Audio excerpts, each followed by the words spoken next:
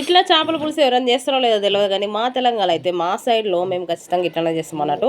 Onion అయితే మంటలో కాల్చి దాన్ని కొంచెం జీలకర్ర అండ్ అల్లం వెల్లుల్లి అంతా వేసి దంచి పేస్ట్ లాగా చేసి ఆయిల్ అయితే ఫ్రై చేసి ఇంకా చేపల పులుసు అయితే చేస్తాం.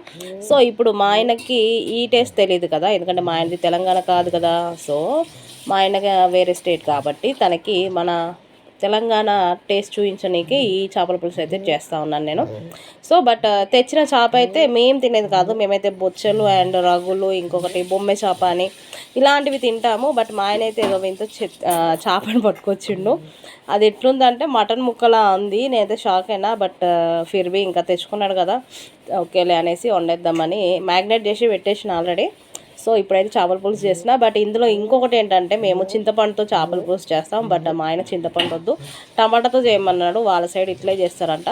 సరే నీ ముచ్చట ఎందుకు కాదనాలనేసి నేను అట్లే చేసిన. ఈ వీడియో నచ్చితే ఖచ్చితంగా like and subscribe and share friends. ఎట్లుందో కామెంట్ కూడా చేయండి. ఓకేనా, బాయ్ బాయ్.